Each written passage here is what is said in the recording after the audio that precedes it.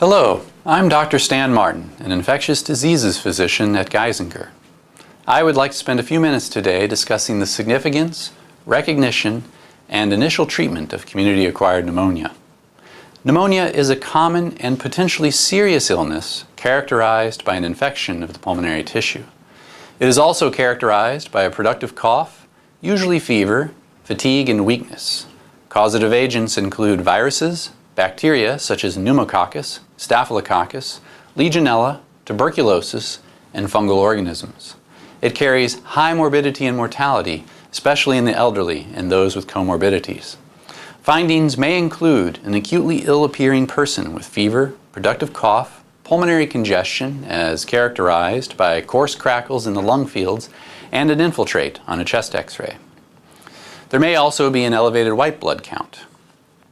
The CURB 65 guideline can help with decision-making regarding outpatient versus inpatient treatment.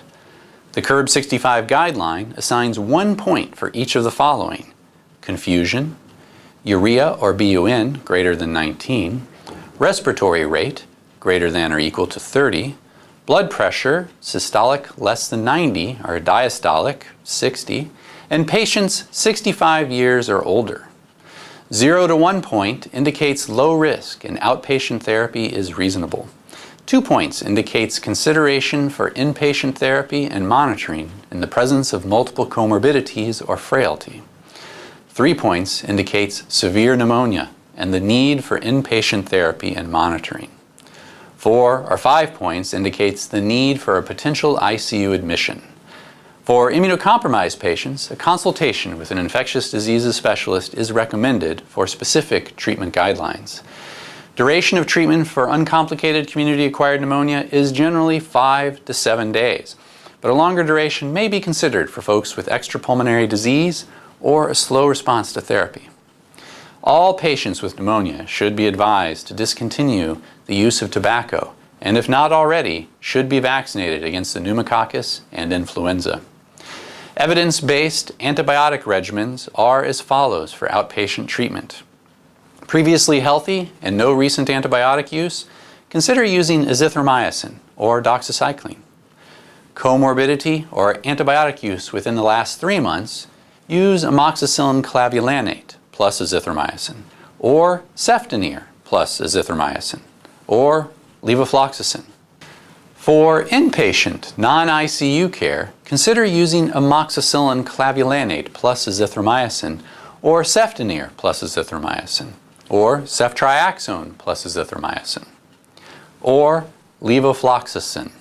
For inpatient ICU care, consider using ceftriaxone plus azithromycin, or ampicillin sulbactam plus azithromycin, or levofloxacin. It should be noted that amoxicillin clavulanate is preferred in most cases over cephalosporins, and that fluoroquinolones, like levofloxacin, should only be reserved for patients who cannot tolerate or who have already failed alternative drugs due to the higher incidence of side effects and C. diff colitis. For outpatient care, cefpodoxime or cefuroxime are oral alternatives to ceftonir.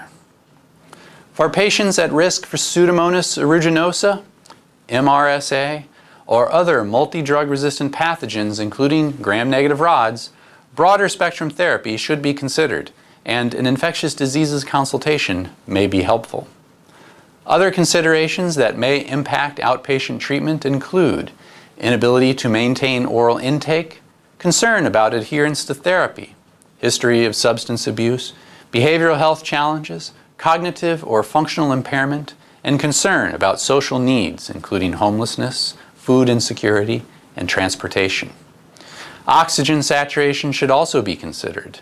Generally, if oxygen saturation is less than 92%, inpatient management should be considered, or at least supplemental oxygen in the home setting is advised.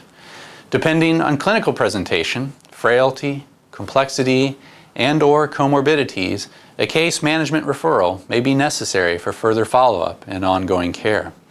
The patient should be seen in follow-up, or at least a telephone follow-up, within 48 to 72 hours, and again at the end of treatment.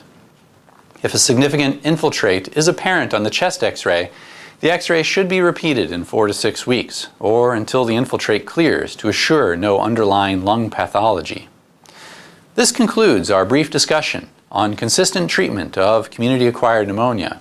However, patient's recovery may differ, and your clinical judgment takes precedence for your individual patient.